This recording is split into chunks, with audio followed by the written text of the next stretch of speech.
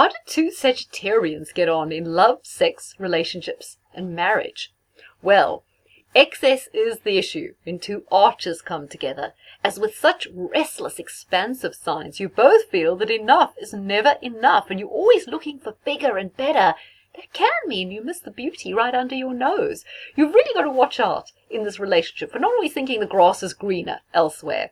You have to take time to appreciate what you have. There's always the danger that this love match can be kind of so hectic and so packed with activity that it'll be short-lived. And it'll also be short on true affection and deeper understanding. You're both so impatient. You're both always busy focusing on the future, running in different directions. You both forget to smell the coffee, smell the roses, and appreciate the pleasure of now. Like John Lennon said, life is what happens when we're busy making plans, making other plans. And that's definitely a problem that can, that Sagittarius and Sagittarius can fall into. However, you communicate very well. Both very expressive signs. You enjoy talking, but you're also very impatient. So you're not one, combination with the deep and meaningfuls. You sometimes don't really talk. You don't stop to listen to each other. You're both just waiting to throw your penny's worth in instead of kind of just listening, digesting, appreciating what the other one wants to say. You're always full of advice for each other, but sometimes you just need to slow down and have a good cuddle. Think more about body language and expressing your love in affectionate ways, not always in mental ways. You're very positive people. That's what you love about each other. You love bouncing ideas off each other and encouraging each other to have exciting and ever more flamboyant dreams. So in this cosmic match, there's competition for the same space. I mean, you're both forces of nature trying to dominate an intellectual no man's land. I mean, you can't really say where it is, where it starts or where it ends, but you both kind of want to dominate it. And when you're not dominating it, you're not happy. Both of you have to watch out too for being too kind of moralizing or righteous, because you can both get on your high horse and trying to dictate to the other or take the moral high ground. And sometimes you both need to step back. Admit you might be wrong. Admit that there's another way of looking at things. Don't get too stuck. Don't get too dogmatic or too stuck in ways of thinking. So the more comfortable you are in your own skin, both of you, the better this match goes. Yet it has many pitfalls, and it can be disastrous if one of you has serious issues about identity or if one of you is very self-unaware. So there's no shortage of GSOH, and laughter and fun will abound in this combination. And yet, as we all know, life's not just about the good times. And I feel if you guys hit a rocky patch, you may both want to imagine away the problems or make light of them instead of getting down to the hard work of solving them. Or maybe you'll just want to run away from the problems, which would be a real missed opportunity. I kind of sometimes wonder if there's going to be too much avoidance in this match, too much excuse making. I mean, there is indeed a lot of philosophizing, a lot of analyzing, and a lot of talk, but who's going to get stuck in and fix the problems? Who's going to make the decisions? Who's going to wind their sleeves up and get down to the nitty-gritty? Where's the action going to come from? I wonder who will lay the foundations in this match, and who will think about the emotional development in this union. Otherwise, is it going to really happen? So the example we're going to have a look at is Jane Fonda. She married her third husband, the cable TV tycoon, CNN founder Ted Turner, on December the 21st at a ranch near Capps, Florida, which is not far from Tallahassee.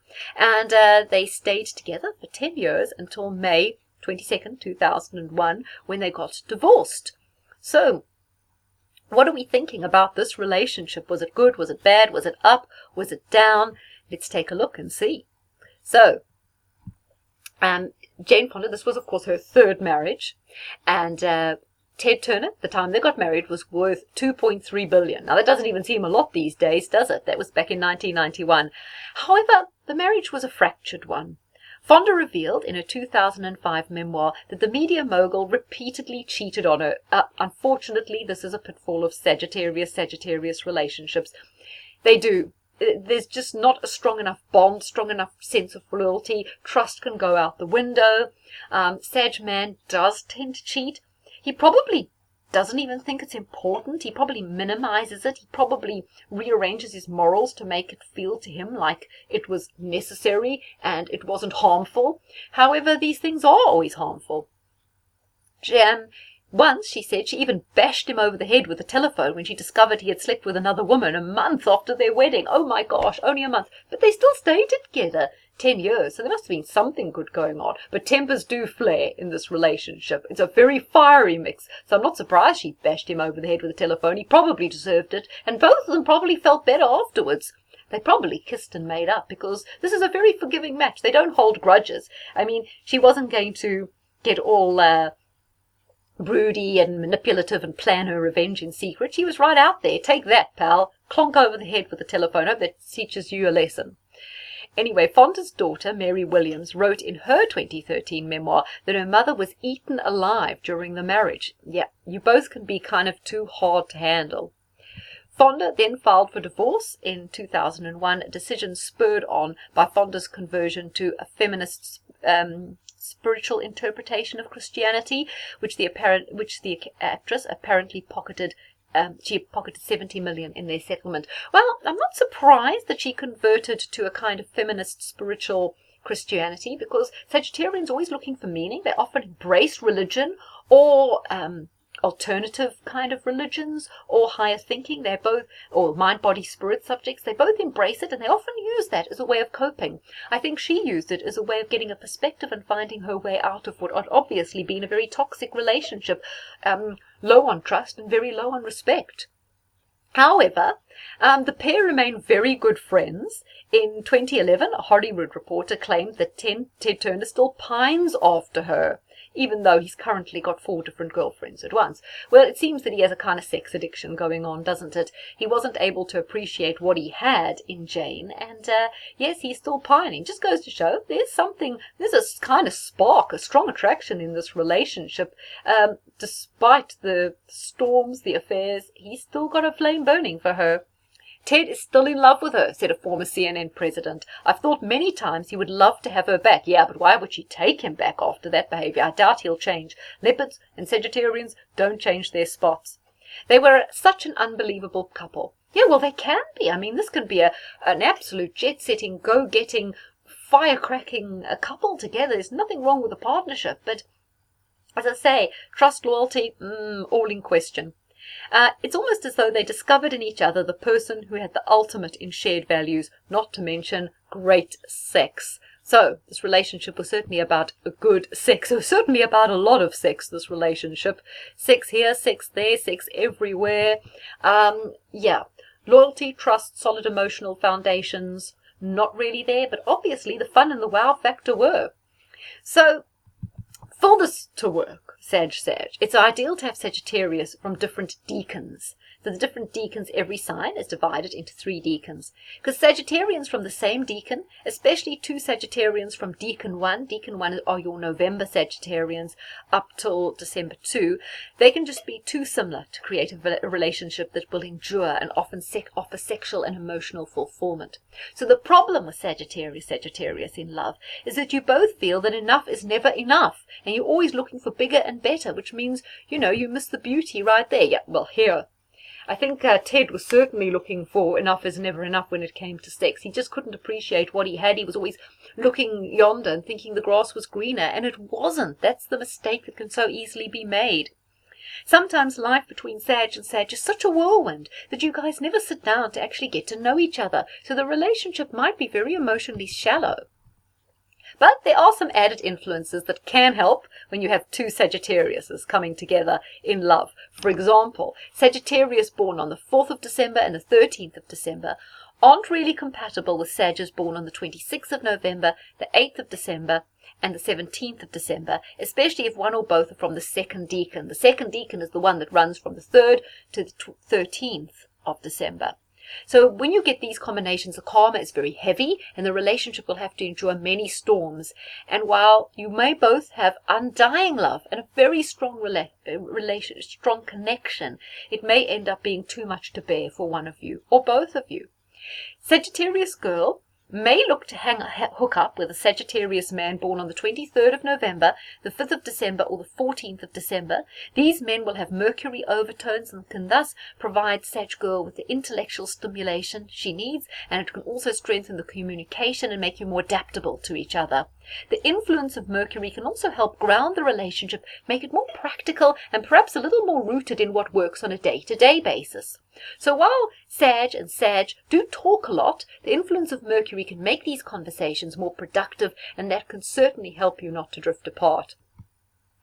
Sag girl in love with a Sag man, born on the 30th of November, 3rd of December, 12th of December, or 21st of December, may find you guys just so similar that you enhance the good points, but the bad points are also emphasized, leading to a kind of helter-skelter love affair with not enough to ground it.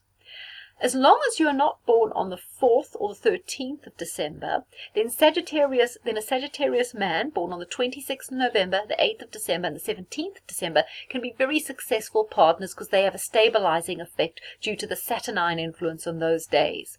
So love affairs between Sag girl and Sag man, if he's born on the 28th of November, 1st of December, 10th of December, and the 19th of December, can be extremely competitive, and you may find him, the Sag girl, may find him too self-centered, and may well be no space for Sagittarius girl in this relationship because he is so focused on himself and his goals.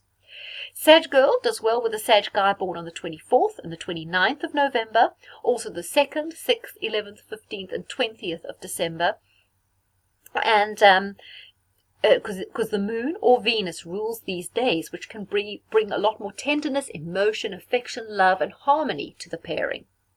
So when two Sagittarians come together, you guys tend to compete for the same space. It's like two people, like I talked about before, who are trying to just dominate a zone. I mean, you don't know what the zone is. It's almost undefined, but you both are trying to control it. In a way, you both are trying to control the destiny of the relationship. Both of you love the journey. You're not always knowing where the destiny is, but you express your assertiveness by trying to influence that destiny. And sometimes there's so much a focus on trying to control the direction of the relationship that everything else goes out the window. You forget to build the foundation, you forget about the understanding, you often forget about practical day-to-day matters even. And so sometimes this relationship is not great as a team in business, or even bringing up a family, because you're both not grounded enough. There needs to be very strong grounding influences within your family, or maybe both of you need to have a job that's very structured. Something in your life needs to be very dependable and have a lot of routine, because then it helps this round out. So you both want to grow in this relationship, but will you grow out of one another? I mean, there's lots of fun and laughter, and yet, as we all know, life's not just about fun. I feel that when things get tricky, you guys will rather run away problems. You won't always want to stay there, just work hard at getting through them. I think also sometimes there's too much discussion and pontificating and philosophizing about the problems. You may end up kind of avoiding them. All this thinking about things can lead to too much procrastination, when indeed, although you are, who's going to get stuck in, I just feel that someone in this relationship has to be the adult in the room, has to lay the foundations, have to say when enough is enough. Someone has to step up in this relationship, and instead of trying to dominate that mysterious undefined zone called destiny, dominate the now. Say how it's going to be done. Decide on budgets, organize the finances, set up some routines. Dominate your partner and say, this is how we are doing things. This is how we create a life together. So one of you needs to step into that kind of organizing role, and then this relationship has more potential. So there's no doubt you both have a zest for life. You're certainly both positive. You won't bear grudges. You're very forward looking. But one of you has got to be practical. As I say, the grounding influence has to happen somewhere, or else it's all just going to be pie in the sky. You won't really achieve anything in this relationship. You'll just end up having a good time, and then it'll fizzle out. You guys often don't know what you've got until it's gone, and the danger is you take each other for granted. Hey, isn't that epitomized by Ted Turner? And now he's pining after her, but during the relationship, he didn't take time to sit back, take stock, and say, wow, what's really important here? What am I risking? Sagittarians are very risk-taking people. They sometimes like to jump in the deep end. They do, like I say, like to take risks and be adventurous, but sometimes Sagittarius, when they're in a relationship with another Sagittarius, needs to step back and say, will this risk-taking, will this love of adventure, and will this jumping in the deep end, will it harm the relationship? What do I love about the now, and how can I protect it rather than putting it at risk? So you make good comrades, and yet a little bit like communism, this relationship can be very theoretical and idealistic, and it doesn't usually work in practice. So you will face the freedom in each other, and you will face the freedom in each other that you have always demanded from the other signs in the zodiac, and you may well feel it from their side now that the boot is on the other foot. So it can be a little bit of karma, a little bit of a boomerang in this relationship, where you now find out what it's like to be with someone who's risk-taking, adventure-seeking, and wanting freedom. Sex is often exhilarating. Yes, you see, Ted Turner misses the sex, and often takes place spontaneously in new places, and yet can lack affection, could be rather cold on a deeper level. I mean, it's very fiery and hot sexually. Sometimes emotionally, though, it's a little bit cold. You may, after sex, both turn over and go back to sleep, and there might not be any sort of loving pillow talk or caressing or intimate exchanges afterwards in terms of conversation. Sometimes once it's done, you're exhausted, and that's that. So you kind of miss those opportunities to develop your relationship emotionally after sex. So sex between you two is a little like sugar. The sweetness is only momentarily, and then it's gone without a trace. So it's a very energetic relationship. I mean, it's excellent for self-improvement. You can both grow and expand and raise your consciousness via this love match. I mean, it's certainly ideal for sporting couples, and also for couples who meet while recuperating from illness or injury, because it is such a motivating, positive combination. It works best in early life, or much, much later in life, when you finish with responsibilities and commitments and you're all well established and can afford to be a little bit carefree. So the more comfortable you both are in your own skin, the better this match goes. Yet it's tricky and even disastrous if one of you has kind of serious issues, because you tend to play out with each other the issues you had with your father. So if either of you had a very contentious relationship or a lot of baggage connected to your father, that can tend to reoccur in this relationship, and that can kind of wind you up. And while it does offer an opportunity to have more awareness and to work through these problems, sometimes it can just exacerbate them rather than helping you to work through them. You encourage each other, certainly, but sometimes you draw each other into trouble. I mean, for both of you, this is the one your mother warned you about, hey, in this partnership. So sometimes it can be a relationship that gets a little bit crazy, and you can both go off the rails. There can be excess spending, excess eating, too much risk-taking. Could end up being a car crash rather than the spiritually uplifting relationship that's possible if you're both a little bit mature and wiser. So this is quite a common mix in same-sex couples or in couples who are coming out, and it certainly suits couples who are at a stage of their life where they are looking for adventure, don't want to be tied down, and are looking for new experiences.